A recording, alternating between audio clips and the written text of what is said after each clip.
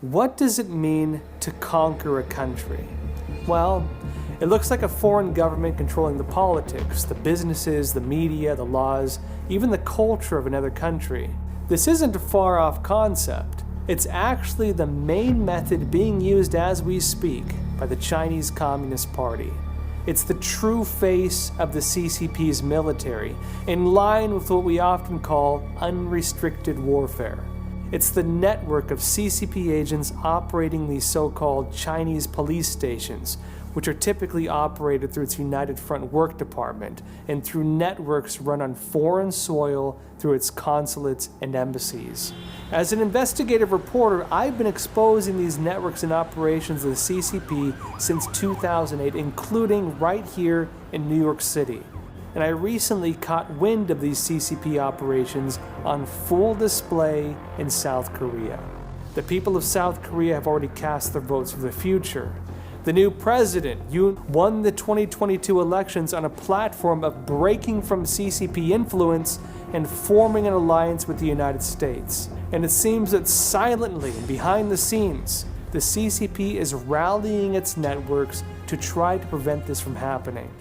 At the center of this is a target of the regime which may at first seem odd. Shenyun Performing Arts, an American performing arts company based in New York, which is set out to revive the essence of China's traditional culture, which the CCP has tried to destroy. And by targeting Shenyun in South Korea, the Chinese Communist Party is exposing its hand. I went over the documents on the case. The fingerprints of the Chinese Communist Party can be found all over. For 17 years, the CCP has been pressuring local officials in South Korea to keep Shenyun from performing in the country. Now, for Shenyun, this type of international censorship from the CCP, it's not uncommon. Even theaters in the United States have reported receiving pressure from Chinese consulates, and for the most part, they ignore the CCP. But in South Korea, the forms of CCP interference are different. They're more widespread, they're more coordinated, and oddly, they're more effective. All the top theaters in the country are run by either the central or local South Korean governments. And last year, the top 13 theaters all rejected Shenyun almost simultaneously. For me, this raises some key questions. What makes the case in South Korea so different? Why does the CCP take such extreme efforts to block an American performing arts company?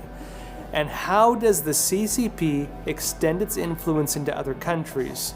I recently traveled to South Korea to investigate the CCP's operations and its tools at play in this agenda. Over the course of the next 10 days, I'd find the answers. And what they revealed were not just why the CCP is so focused on trying to stop Shenyun Performing Arts, but they also revealed a hidden war. They showed how over the course of decades, the Chinese Communist Party has gained influence in the country's politics and economy, how the CCP is manipulating these strings to subjugate the country. The regime's interest in preventing South Korea from forming an alliance with the United States. And they showed how the CCP is using culture and ideology as tools in conquering nations. In the first part of the investigation, there was a piece that stood out.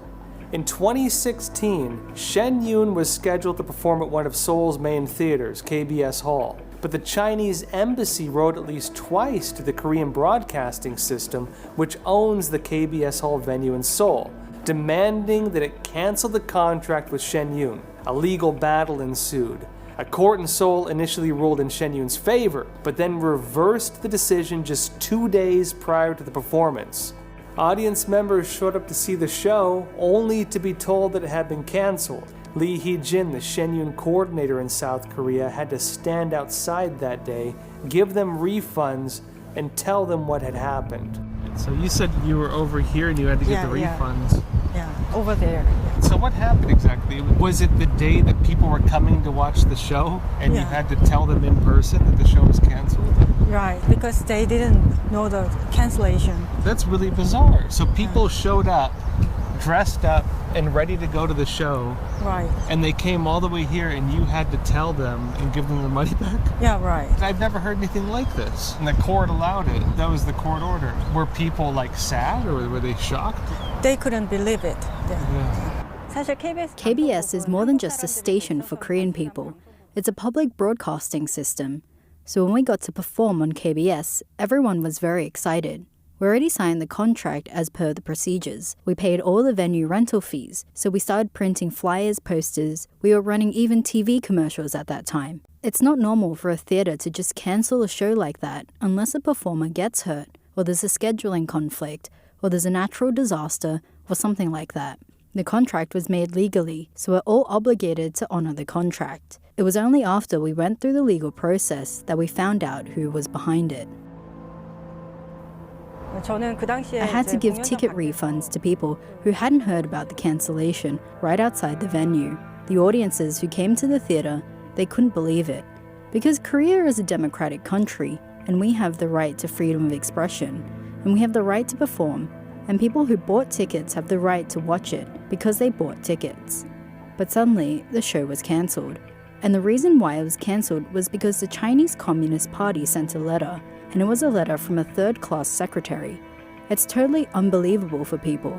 So I was very sad and upset when I was explaining this to the people, and they also said they couldn't believe it. Now, on the surface, the case was odd. It's not common to cancel the show like that, but what really matters is why it was canceled. But when the case went to appeal, well, the truth came out. The heads of the theater, they weren't trying to cancel the show based on politics or religion. They were canceling the show because they had been threatened by the Chinese embassy.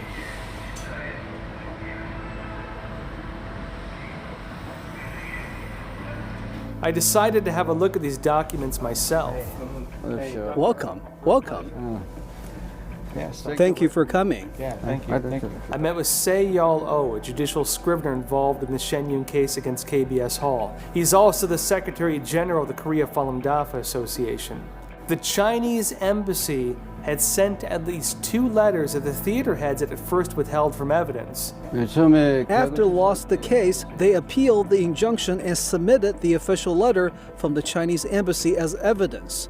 This is the official letter. As you see, they didn't even have official seal, without any official seal on it. Third-class secretary sent it to the head of KBS International Cooperation Office on January 22nd, and they immediately sent a notice that they were canceling the rental contract. In general, in such cases, it is customary to let the show agency know first and discuss with them how to deal with the case, but they just unilaterally cancel the contract without discussion. So there is some sort of illegal tort, and KBS completely hid it. And because of money, they're being allowed to violate Korean law on freedom of expression and human rights. As a national broadcaster, the possibility of being accused of cooperating with the CCP and doing something that violates the cultural sovereignty of our people and our right to freedom is very high. The other thing that's unusual is that this is the judgment that initially applied for the injunction to prevent the venue from being disturbed. But then the same judge who made this decision in the same court overturned his own decision in 15 days. This is very unusual in the opinion of legal experts, and this could hardly happen without external pressure. The KBS Hall case seems to have been pivotal. It effectively created a legal precedent that the Chinese regime's use of extortion was effective. It sent a message to the CCP that as long as it threatens enough money and economic harm, it can make the South Korean government do its bidding. Now, for Shenyun Performing Arts, this made it even more difficult to find venues in South Korea. But for the country overall, the harm was arguably even worse. It represents an assault on South Korean law, which normally protects human rights and freedom of expression. And it also represents something larger for the nation. By allowing Chinese threats to influence the South Korean legal system, it undermines the sovereignty of the nation.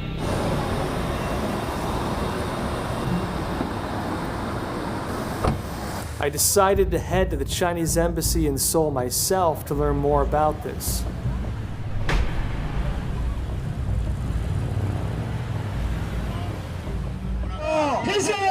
호소하라! 호소하라! 호소하라!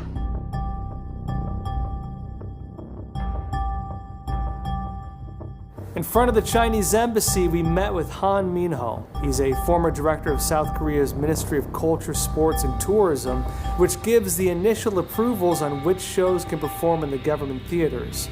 These days, he's become one of the more outspoken voices against the CCP's influence operations in South Korea, and he leads an organization challenging the Chinese regime's Confucius Institutes. His group marched on the Chinese embassy. I was blocked by police from getting close to it.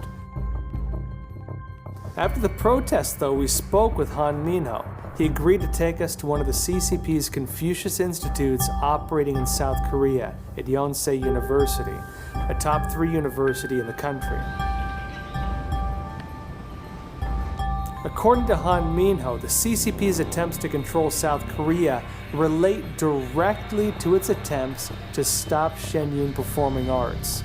Now, as the former head of the Culture Ministry, he explained the CCP is waging war on South Korea, but it's not a physical war. In Korea, all the big theaters are national or public, so they have no choice but to follow the policies and instructions of the central government or the mayor of the local government. So it's not that the theaters didn't allow Shenyun to perform because of their own decision, but because of the position of the local government or the government. In 1992, South Korea and China established diplomatic relations, and for the past 30 years since then, the South Korean government's basic foreign policy has been to basically get along with China. So it was difficult for the South Korean government to allow Shenyun to perform, which is something that the Chinese government is vehemently opposed to. Now, there are 2 ways that the CCP can exert influence over Shenyun in the performing arts. One is to threaten economic penalties. For example, the whole country of South Korea, as well as local governments, have been trading with China for a long time, and they threaten to cut off this trade relationship, or not to send tourists, or not to send international students. If that threat, the threat of economic penalties, is the first lever, the other lever is the CCP's United Front campaign over the past 30 years. It has created a lot of pro-China people in all walks of life, especially local politicians, influential business people, and journalists. It mobilizes these friends of the CCP. They took over Hong Kong because they couldn't control the free speech. I think one of the concerning things, I mean, you as being the former head of the culture ministry, the CCP for some reason sees culture and free expression as a threat, which is one of the reasons why I think it's so interesting they try so hard to suppress Shenyun. What do you think them going after Shenyun shows about their concerns of culture they can't control? This means that the CCP cannot tolerate any organization other than its own. It is scared because what it usually does is the worst dictatorship and corruption in human history. Because it has basically a huge weakness, it is afraid of people gathering. The CCP is more afraid of Shenyun performances than the American aircraft carrier fleet. Shenyun is a pure artistic performance, but the CCP considers its destructive power to be greater than an aircraft carrier. Shenyun shows how fragile the Chinese Communist Party is, that it can't even allow pure performance without ideology, like Shenyun. We, the Korean government, should not only judge the performance from the cultural and artistic aspect, but also judge it from the geopolitical and national strategic level of Korea and allow them to do this performance. I would like to emphasize that this can be a strong evidence to prove that South Korea is an ally of the United States. Why are ideology and public opinion so important? How do these relate to the CCP's programs of unconventional warfare and espionage? And the answers came from a whistleblower who agreed to step forward. He works in government counter-spy operations in South Korea, and he spoke with us under conditions of anonymity. Now, unlike in the past, it's not just about intelligence gathering and covert detection. It's about public opinion warfare that uses people's psychology. But now, Korean people are very vulnerable to this, and especially Korean politicians, so the Chinese government is digging into this loophole and using Korean politicians a lot. China also has a lot of coercive attitude towards all of its neighbors except for United States, because they see them as small countries that are within their sphere of influence. In the case of Falun Gong and Shenyun, they continue to pressurize our government to take measures to prevent these. But I've heard some universities, for example, have tried to rent out their theaters to Shenyun and have been blocked by the CCP, by Chinese embassy officials. I know that a lot of theaters in Korea are not able to rent out their theaters to Shenyun performances because of the pressure from the Chinese government. Is there anything you've seen that the CCP became more aggressive last year? I think that because the current president is focusing on United States and Japan and trying to get closer to them a lot, the CCP are definitely unhappy and trying to somehow continue to create public opinion domestically in favor of China and against the United States. I think what the Chinese Communist Party is doing in South Korea is, first of all, wrapping it in the guise of friendship, approaching people at the highest level of South Korean politics, people in the city government or people who are now progressive left-leaning, and they're calling it China-South Korea friendship. And then they're making friends who keep making friends. They're trying to get people on their side. They're trying to get China's favorable position communicated. So China is actually investing more money in people in Korea, especially Chinese or Koreans who have acquired Korean citizenships, so that they can be utilized to work on the front line of China's unification.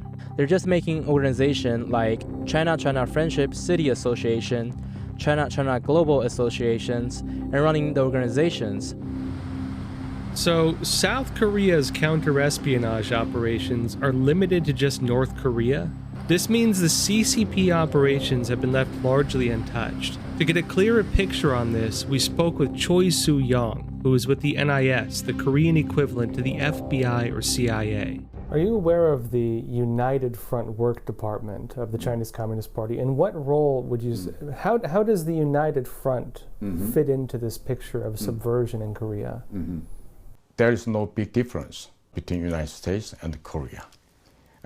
First of all, they have the United Front strategy. It's a kind of the tradition of the CCP. They utilize the fear and the money and the women and the bribery and so on.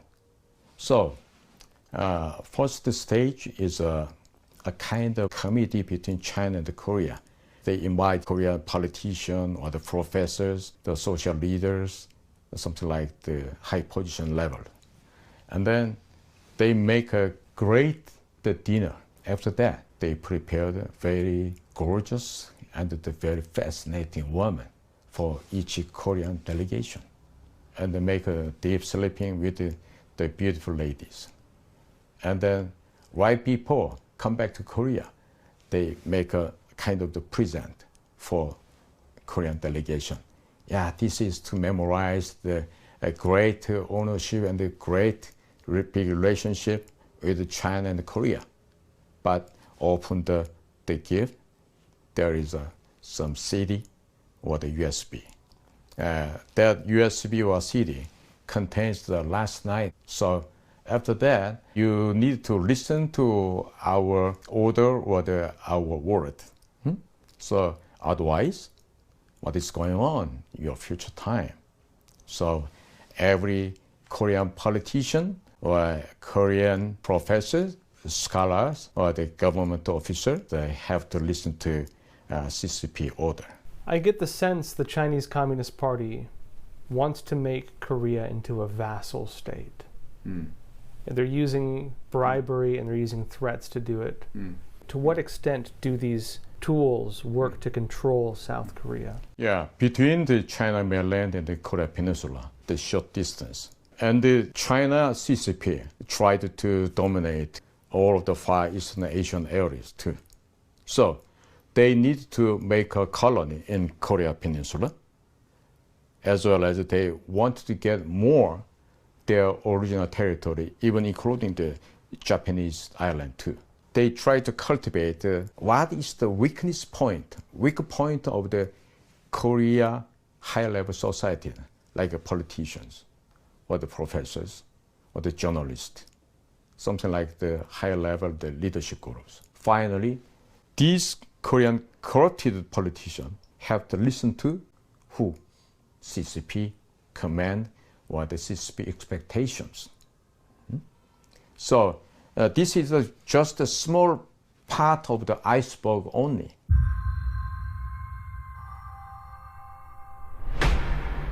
Communist Party's networks involved in subverting South Korea, they're almost identical to what I've spent my career investigating and exposing in the United States and in other countries. At the heart of this system is the United Front Work Department. It's a branch of the Chinese Communist Party. It works through the CCP's consulates and embassies, and it runs operations oftentimes through Chinese organizations, including various hometown associations and so-called friendship associations. It ties in with the branch of the Chinese military dedicated to political warfare. This is the Political Work Department of the Central Military Commission, which was formerly known as the General Political Department of the People's Liberation Army. Now, for the Chinese Communist Party, this is warfare. The former CCP leader, Mao Zedong, infamously described the United Front as one of these so-called magic weapons of the CCP. It was credited as helping bring the regime to power. Now, this same line was reiterated in 2014 by the current CCP leader Xi Jinping. He detailed the importance of the regime's United Front work. The Wilson Center wrote in a report that using these tools, China's foreign influence activities have the potential to undermine the sovereignty and integrity of the political system of targeted states. Its operations are known. The Project 2049 Institute detailed in a 2013 report how the CCP uses these organizations to wage political warfare, one of the CCP's fighting methods detailed in its unrestricted warfare doctrine. And it's no secret that the United Front is deeply active in South Korea. The Jamestown Foundation reported in April this year that Chinese influence operations against Seoul have been characterized as not subtle and even blatant compared to the more covert and subversive methods employed in other countries.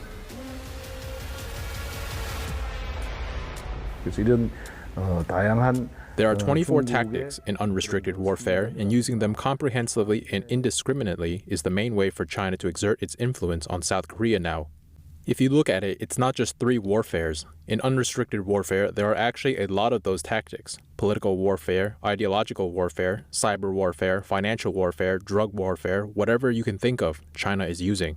And the emphasis is not on applying these things singularly, but more on combining them to create a convergence effect. What are the organizations that operate these things? For the most part, this is part of the CCP's United Front. In Korean society, there are various friendship associations, social clubs, community associations, and international student organizations. They are trying to impact the Korean central government or the local government. By their names and on the surface, most of them are very friendly to South Korea and play a positive role in promoting South Korea and China relations. But in reality, at the highest level, they are part of China's United Front strategy and their subordinate organizations, and they operate at different levels in South Korea, at the central and local levels. Do you think the CCP's recent moves to block Shen Yun are part of this agenda? Yes, of course, that's a given. In fact, restricting Shen Yun's performances can be seen as a way of controlling any kind of arts and culture in South Korea and expanding China's influence over the arts and culture. I attended a Shen Yun performance in February this year. It was a very spectacular and moving performance. China is strongly blocking South Korean performance-related companies and theaters in various ways. Even if the people want to see it, they can't if there is no venue. How does China use cultural control to prevent Shen Yun from performing in Korea's national theaters and other venues? They make some kinds of threats to the officials or to the local governments, or even to the governments that are in charge of the theater rental. This performance is too political, or if you allow this performance, you're going to jeopardize a very important part of the China-Korean relationship. It's a risk to the relationship. A court case revealed that the CCP was actually threatening Korea financially if they held Shen Yun or allowed Shen Yun to perform. I'm curious, why does the Chinese Communist Party care that much about an American performing arts company? That part is obvious. Since the birth of the Chinese Communist regime in the People's Republic of China in 1949, there's actually been very little consideration of traditional Chinese culture. If any kind of respect, if there was, I think it was more as a means to maintain the communist regime. So the big theme of this Shen Yun performance is to show the world 5,000 years of Chinese culture.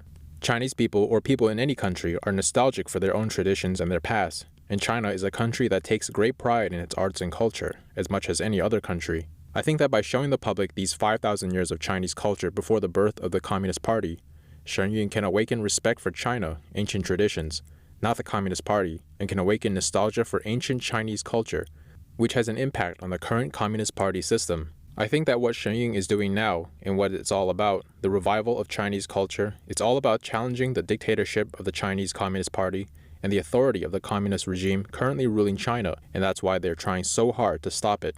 It has to do with K-culture. I think that if this becomes popular in Korea and the performance is expanded in Korea, the ripple effect would be something like the spread of K-culture. It's not just the revival of Chinese culture or showing performances challenging the system and authority of the Chinese Communist Party. It's about becoming a global influencer at the level of culture and arts, and that's why I think that's the main reason why China is preventing Sheung from performing in South Korea. China's approach to South Korea is part of that strategy of trying to disrupt America's friends and allies in China. And so by preventing the U.S.-South Korea alliance or U.S.-Korea-Japan cooperation or something like that, they're trying to reduce the threats that come to China and the checks that come to China, and they're trying to undermine any role of the U.S. I think the biggest and most serious problem is that the majority of South Koreans are not informed about China's penetration and expanding influence, which means they are largely unaware and defenseless. I spoke with other experts in South Korea who had similar findings. Among them is Lee Ji-young. He's a professor at Kaemyeong University, and he's author of Unrestricted Warfare, which details the CCP's use of these systems. A lot of people, they would never imagine that propaganda could have the effect of dividing a country from one ally and taking that country towards another one. What is the CCP agenda with this? What is the tactic of the CCP that it's using to capture South Korea and pull it away from America? The aim of the CCP upon South Korean society is to dominate South Korea and make South Korea be a pro-Chinese regime, pro-Chinese society. It means that the main pillars of society are then under foreign control.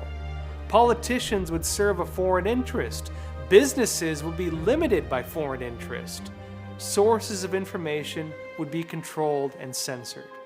Culture and freedom of expression would be limited, and anyone who dared go against the forms of subjugation would be marked for attack.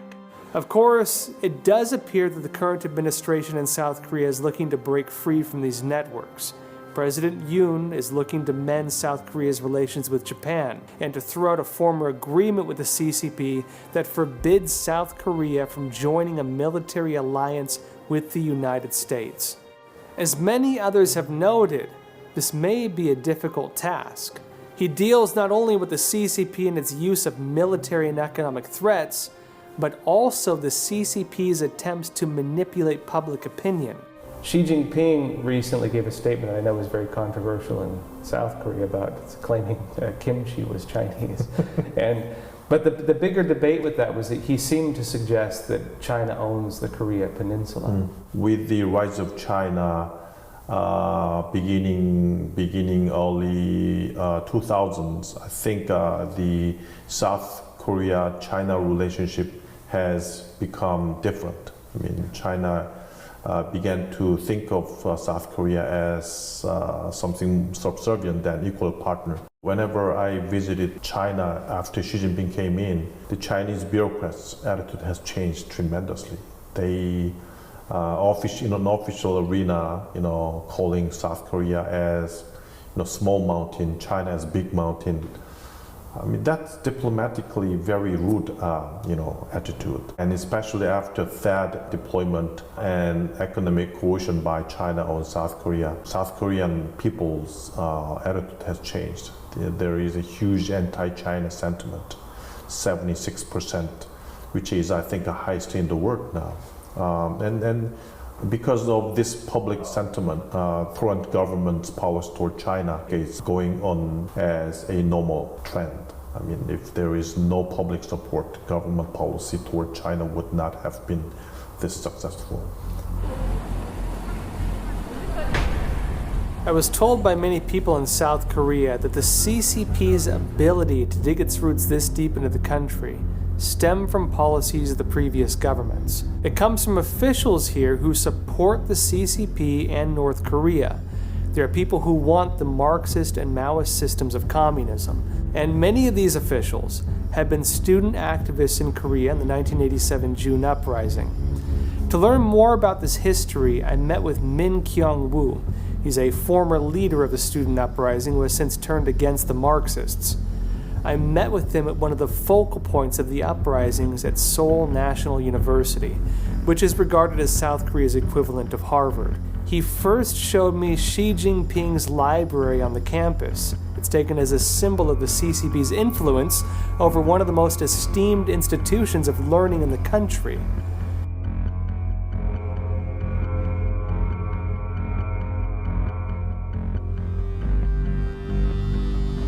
Afterwards, Min Kyung-woo showed us two memorials for the student uprising leaders, old classmates of his.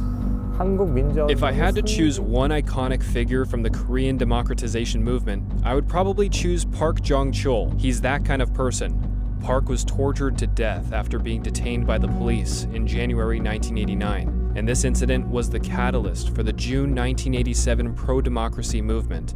My friend. Your friend, really? Close by was another memorial, this one of the incident that started the mass protests. It's taken as the symbol of anti-Americanism. Now, one faction of this movement, the so-called self-reliance branch, wanted to push out the United States, and it aimed to have South Korea join forces with North Korea. Another faction was based on Maoism and Marxist-Leninism. April 1986, i.e. when Kim Il-sungism was growing in Seoul National University. A student who set himself on fire, Thinner, do you know Thinner? He put oil on himself and set himself on fire and died in an anti-American protest. He was a friend of yours. He was my classmate, my friend. He was a senior at school. So whenever I come here, I have a lump in my throat. I can imagine the difficulty. It's like, yeah. It takes a lot of courage, too, to have broken from that, I'm sure. That's right. It was harder than I thought. What we went through was not something that happens in a book. It was a living reality. And that person was tortured. He was burned to death. I can't forget it. It's not just me.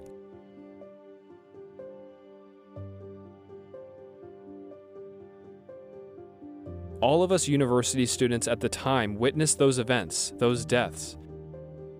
And it's been 30, 40 years.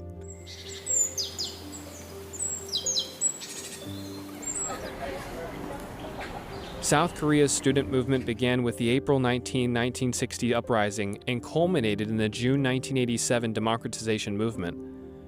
From 1960 to 1987, the student movement in South Korea was a struggle for democracy and a direct democratic system, but on the other hand, it was carried out with the radical ideologies such as Marxism-Leninism, Maoism, and Juche ideology. Even after the June 1987 democratic movement won a direct democracy, the students who were young people at that time continued to hold on to those radical ideas, and now those young people are now middle-aged and form the backbone of society. These people are very strong in proportion and intensity. It is a common phenomenon that radicalism weakens as young people get older. However, this is not the case in Korea, and it seems that these students have maintained their radicalism until now. I believe this is directly related to the Lee Jae-myung Democratic Party. Radicalism can be categorized in three types. One is anti-Americanism, the second is egalitarianism, excessive egalitarianism, and the third is people's revolution.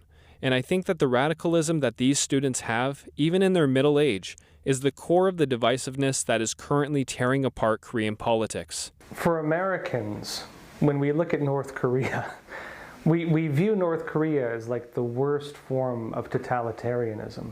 So right and left in America, they see North Korea as the worst example of a government. And so it's unthinkable for us that people would want that. So what is it in these politicians that make them still align with that belief? If you ask every middle-aged person in South Korea, every student who was in the pro-democracy movement, every student activist who is now middle-aged in a public setting, isn't North Korea the worst totalitarian state? They will say yes, but they have different feelings in their hearts. the anti-US, pro-North Korea sentiment that I had in the mid to late 1980s has survived, strongly refuting the official perception in my mind and preventing the official perception that North Korea is the worst totalitarian state from being reflected in national policy or social trends. There is no one in the country who does not understand on the surface that North Korea is a totalitarian state and we should be friendly with the United States, but I think it's a very abnormal psychological state that is blocked by the sensitivity of youth that they had in the past. Does that make sense? There is a mythologization of the student movement activists and an overly high evaluation or image of their role in Korean democracy. They think that students did a lot of work, but I disagree. Basically, the June 1987 democracy movement was done by two Kims and the general public, and what they wanted was democracy and freedom. But here, students with socialist ideology combined, they have gradually transformed this socialist ideology in their own way over the past 40 years. Now that these people are middle-aged, they are showing their true colors and implementing their own ideology. They are just going along. Nothing has changed. I concluded that that's the realm of psychology. Recently, the mind and the actual reality are different. From the 2000s, Korea developed into a high-tech capitalist culture with a rapid expansion of GDP, exports, companies, etc.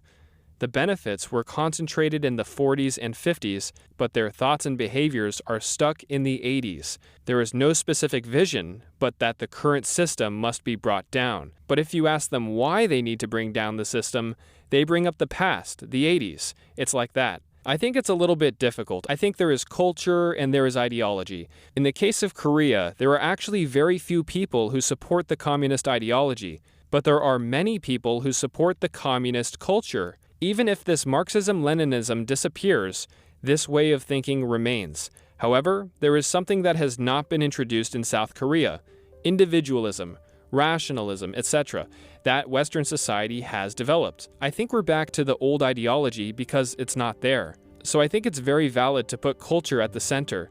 This is also true from experience. If you look at it from a communist point of view, until Marxism-Leninism, it was mainly a materialistic, ideology-oriented society. But if you go into Mao Zedong, Juche thought, Gramsci thought, it has been historically developed by seeing the importance of bending people's minds.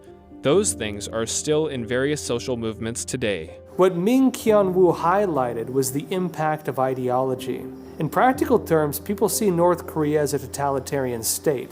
They dislike the CCP and its brutal regime, and based on polling, the people of South Korea overwhelmingly have positive views towards the United States. But some of them also hold contradictory feelings, influenced not by practicality, but instead by the residual memory of the student protests.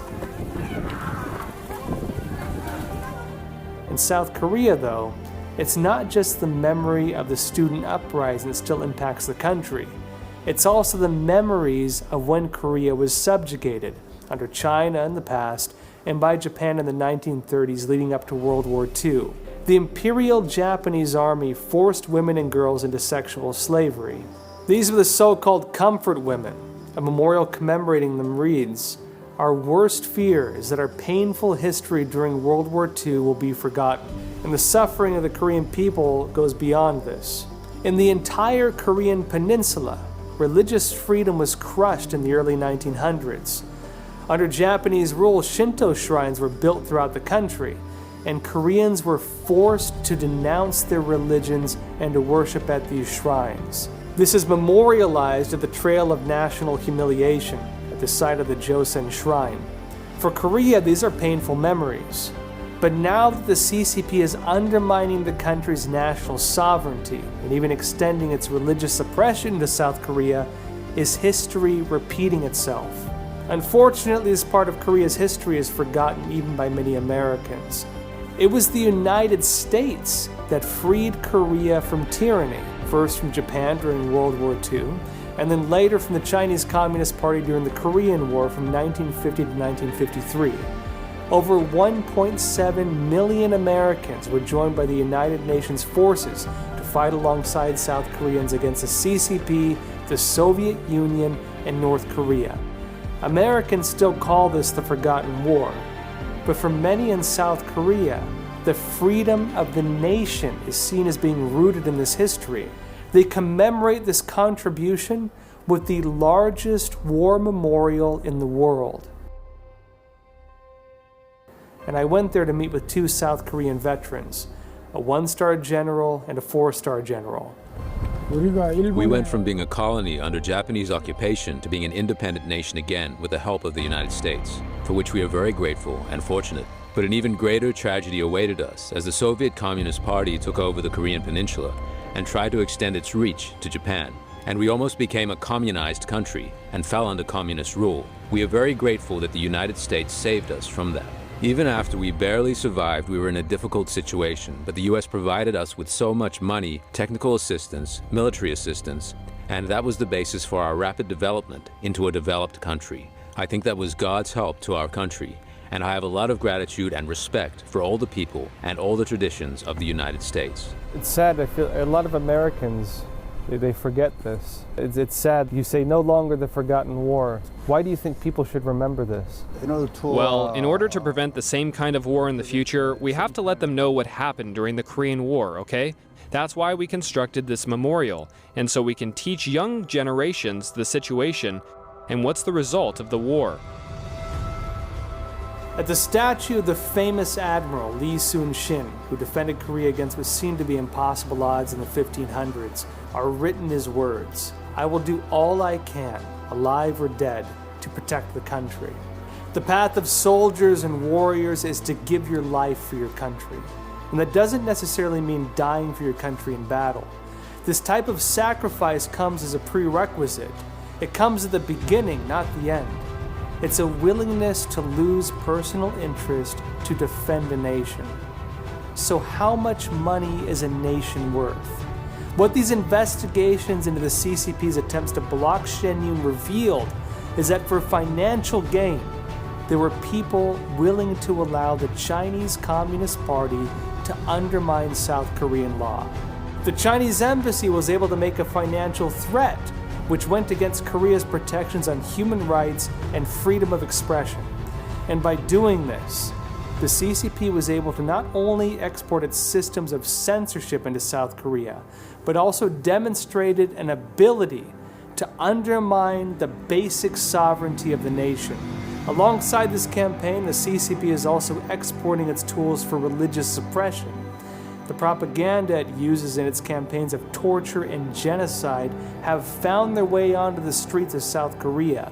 Its tools to influence and subjugate nations are rampant to the point that the CCP puts little efforts into hiding its actions. And the heads of the CCP, they're openly laying claim to Korean culture and history, while stating their vision for a future of Korea where the Chinese regime dominates the full Korean peninsula. At the same time, though, I believe there's more of a reason for hope in South Korea. Despite the full weight of these operations and information campaigns, the Chinese Communist Party is overwhelmingly seen in a negative light. The people of this country remember what it's like to lose their sovereignty. They know what it means to lose religious freedom. The ongoing threats from North Korea are an ever-present reminder of what life under communist tyranny looks like. The war being waged here isn't being done through tanks and bombs, but instead through the invisible forces of culture and ideology. And while the CCP is exerting its influence through these networks, it's also making a fatal mistake.